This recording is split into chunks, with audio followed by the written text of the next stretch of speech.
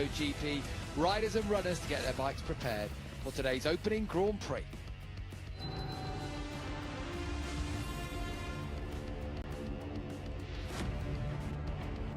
And it's a steamy morning here in Buriram.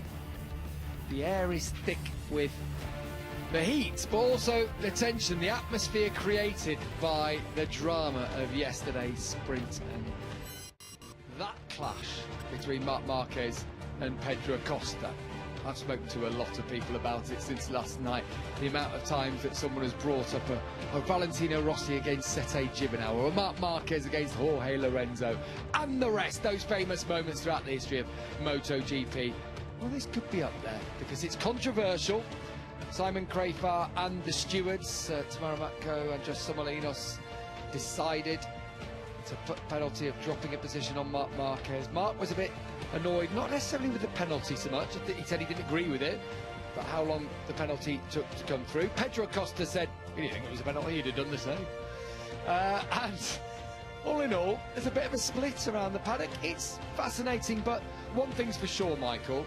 At the start of this season, what we needed was a great sprint race, and that we got, with the pole sitter crashing out, and really an unexpected victory. First win in this class for Pedro Acosta and KTM. Yeah, no one had KTM coming out a victor here this weekend. The opening round hasn't been a plain sail towards the opening round for KTM over the winter. They've shown some signs in Malaysia for the Sepang test and again here at Buriram, but Pedro Acosta, you could see under the radar a little bit throughout practice and working on his race rhythm, making sure he had the tyre to the last to the end, and he was arguably the fastest rider over the last half of the 13-lap sprint yesterday, and then today over 26 laps he sounds even more confident. So yeah, a great proper scrap to kick off our 2026 season, exactly what we wanted, and yeah, certainly a bit of spice and some needle already building between two potential teammates for 2027.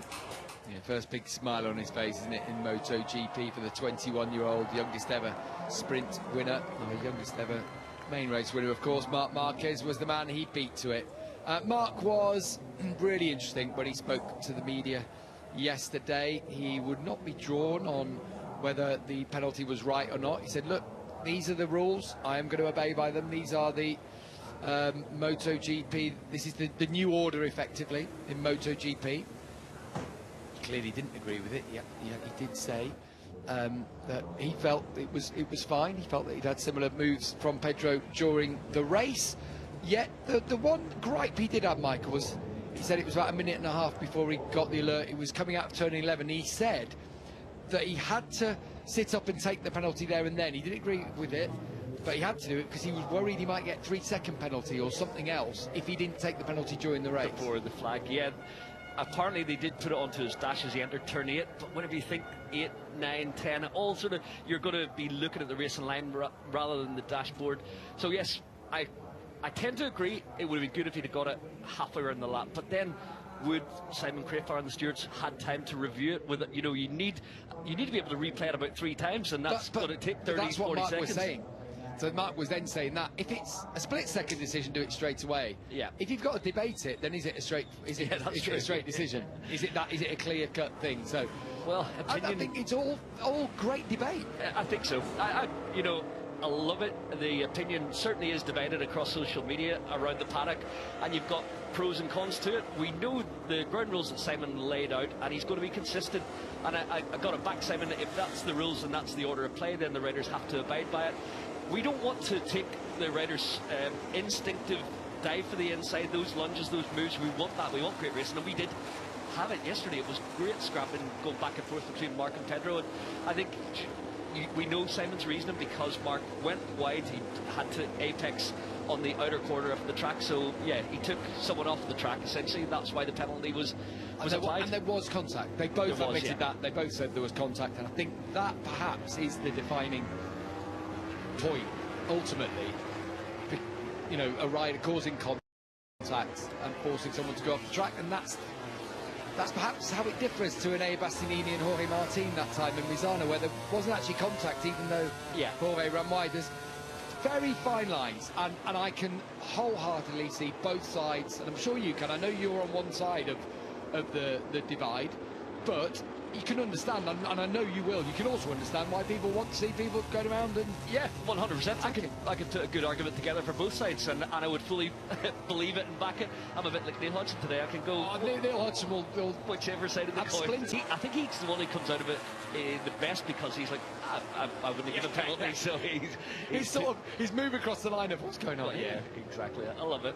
But yeah, he's obviously here to play this year. The KTM looks like it's a sharper instrument than he had last year to fight with, and I'm looking forward to seeing how he can take the fight to the Ducatis this year. One thing that was cleared up yesterday was that Jorge Martin did not get a tyre pressure penalty, but all the riders saying, Michael, that front tyre is crucial, it's critical here, the temperatures, everything you're going through.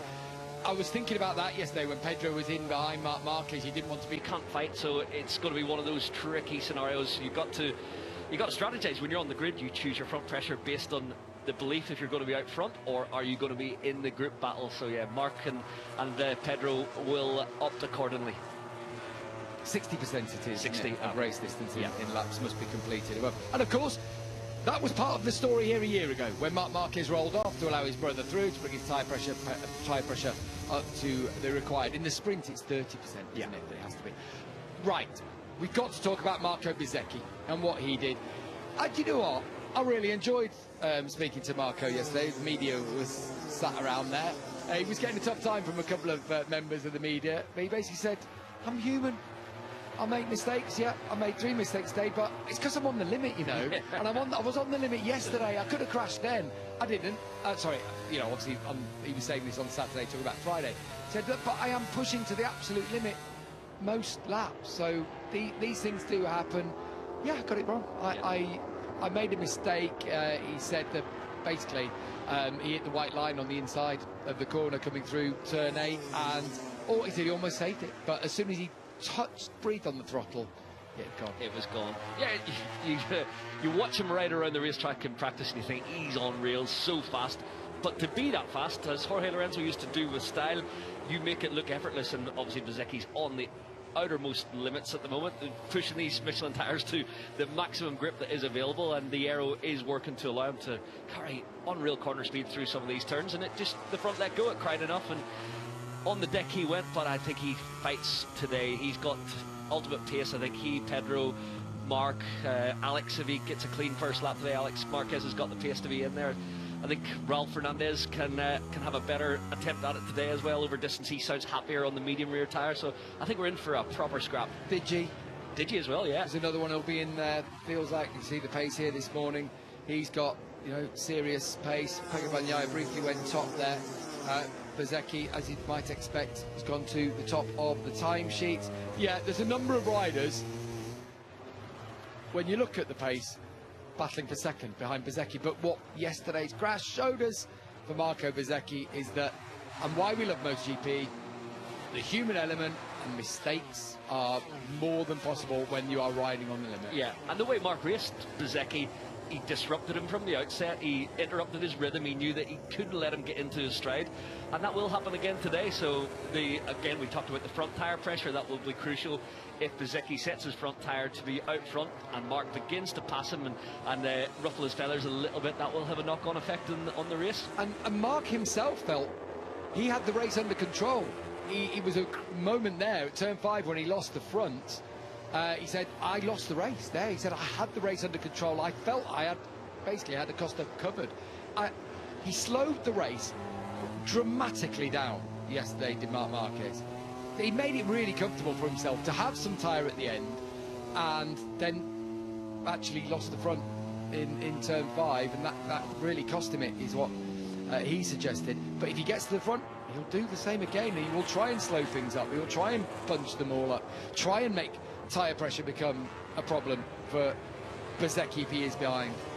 Yeah, it's interesting that we've got no tyre graphics here this morning on our screen, but actually on the television screen you can see it is a lot of medium rears out there, and I do think the control and the pace from the front will be a strategy from Mark today. As we've seen last year, he was able to do that, able to drop in behind his brother, bring his front tyre pressure back up to temperature, but he had a little advantage in his pocket then. I don't think he's got it this year, perhaps, but yeah, we're in for an interesting 26-lap battle today. This man's got a shot as well at the podium. You might suggest that Ayagura, the start is going to be crucial, as it was yesterday. Not just the start and the run to turn 1, but the run down to turn 3 as well. We saw that was decisive in the race, for example, of Mark getting to the front, but also of Di Gianantonio and Alex Marquez running wide. Raul Fernandez had an excellent first couple of corners. What's happened here? I think he's had a moment. What's put on here? On his shoulder. Raul Fernandez has like he's been hit by something. Yeah, certainly looks that way. We've not seen the pictures if it's been a bird strike or had a bobble and it's jarred his shoulder or something, but yeah, it looks like something's a little untoward for him. He stayed out there for the time being. We'll keep an eye on Raul Fernandez, and actually he's very, very close to a fast lap in the first sector alone. So, yeah, and even in the second sector, Raul Fernandez is matching the time of Di Gianantonio at the top. So whatever it is, it doesn't appear to be affecting him too much. As Alex Marquez, I have it on good authority, he didn't get a penalty, as we know, but had a little bit of a ticking off. Yeah, a little bit of a discussion with a first warning warnings of the season for Alex Marquez. It was one of those lap 1 incidents where you hit the braking zone, you've got the turbulence of the aero effect of all the bikes around you, and he got sucked in a little bit, and then he had a wheel in front of him where he wanted to put his bike. So yeah, unfortunately for Digi, it ruined his race, but hopefully today they're a little more circumspect on the way into turn 3 on the opening lap. Raul Fernandez might have a hurt shoulder, but looks like he's just gone quickest. Yeah, of course he has, right on cue. 129.6 for Raul. Alex himself saying, look, it was evasive action going in there. I did get sucked in, but if I'd have kept going to the corner, I'd have cleared out Raul and all the rest. He's sore from something here. He's stretching his left shoulder out, but it's more his pec or something, like his chest. Yeah, it looks that way. Obviously in discomfort, but able to lap the fastest of this session with a 29.6. I wonder whether an airbag went off or something like that, perhaps. Or a stone or a bee could have been stung, Neil says. Yeah, we have seen that over the years. Wasps getting inside the leathers. A number of times. Remember when Cal Crutchlow was like beating his chest because he had one in there. Cal being Cal, obviously very demonstrative about it all. Yeah, remember that. I remember Leon Haslam once having one in the Czech Republic in Brno when he was a kid on the Shell Advance bike, having a wasp inside his, I think it was inside his helmet. Yeah, anyway, inside his leathers, he had something as well. Brno was always the worst for it. Brno, yeah, over the years, that was always the place that was the worst. What we're seeing here from moment there, Fabio Quartararo, turn 5. Tuck into the front for Fabio. Frustration continues. Not been an easy weekend, but there's certain green shoots at Yamaha. I thought for the first race in anger on the new V4, they weren't too far away. Jack Miller stating, obviously losing a little bit too much on the straights at the moment. That's clear for them to see, but there's definite progress, and it is early days with a brand new engine, brand new motorcycle in effect. Well, I spoke to Jack again last night, and he's like, look, we're second off. It's not disastrous. It is. It's not ideal, but we are at the start of a project. He said, actually, in some bits of the track, the bike's good. Yeah. In matches, but he said the first 2 sectors you are being destroyed in, and this track lays that bare, doesn't it?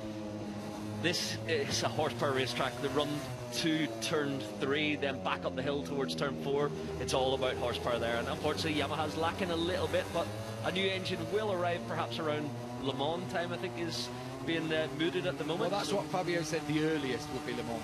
He said I'm not even sure if that's the case, but he originally said it's coming in 6 weeks. There's a practice move into the final corner. Was that Pedro? Yeah.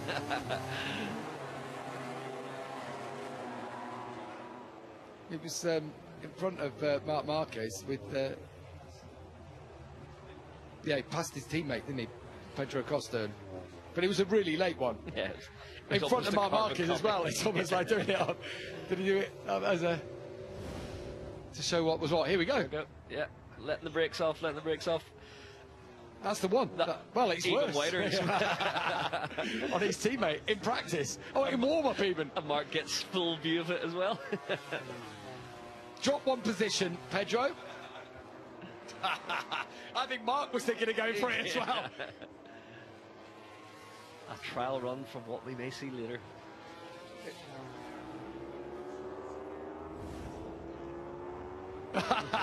Paul Trevethan knows exactly why we're all finding that humorous. Mark might not. I think you're right though. Pedro comes out of it, looking like. I mean, Pedro is so old school. We've all known that for years. This is Mark watching it. That moment happened. The long look. The long look. Great. That's superb.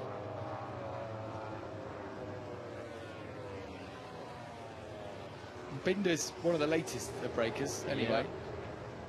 Yeah, I was down on the inside of that turn on Friday afternoon, and the KTMs were missing their apex more than most, but they've certainly pulled it back as the weekend's progressed, and it looks like, well, what we've seen yesterday, Pedro's inability to pull it down and really block the cutback from Mark was a bit of an issue in the race for him. Maybe that's why he's trying it there, just as a bit of a practice to see if he can get it back to the apex.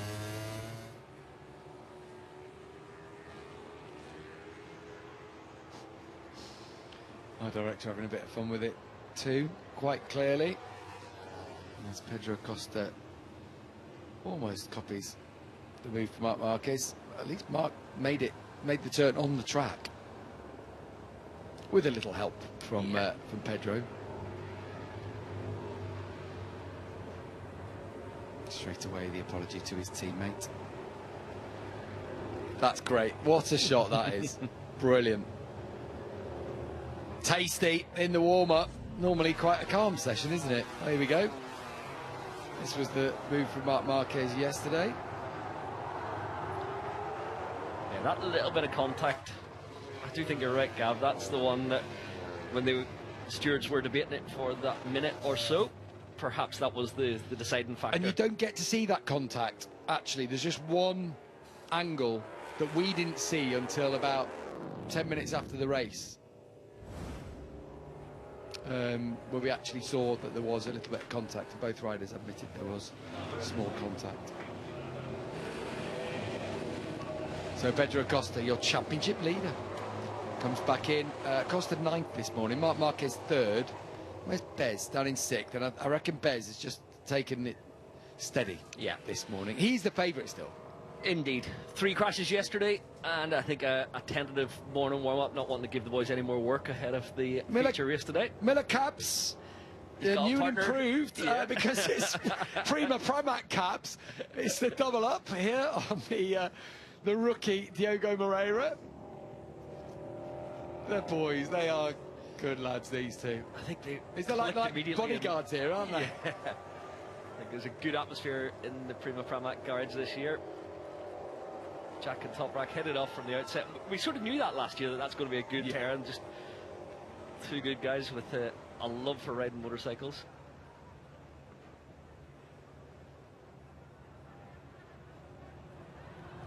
Oh no! They gave up a little bit too early. They thought it was actually moving. Yeah, Jack's saying that they, as you say, they hit it off straight away, and they spent a lot of time together because of all like the launches, and you had the test, and then they had obviously the shakedown test, and then they had the days in between. Jack said they spent a lot of time together, and said, do you know what? Just like me, just loves riding a motorcycle. Just does it, a lot of it for the love. So Miller Cabs has a competitor in the MotoGP paddock. I wonder if he's undercutting his teammate. What's happened here with Raul Fernandez? Down with Noe as crew chief.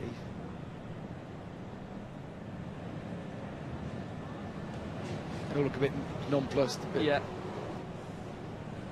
No audio in the guards there to pick up on what the first words were with Noe. Really good crowd starting to build here. usually get up towards 100,000 on race day here at the Thai Grand Prix, opening round of the championship, and they absolutely love it. They've signed off for another 5 years here. Not sure whether it will continue to be the opening round. May well come later on in the season more habitually.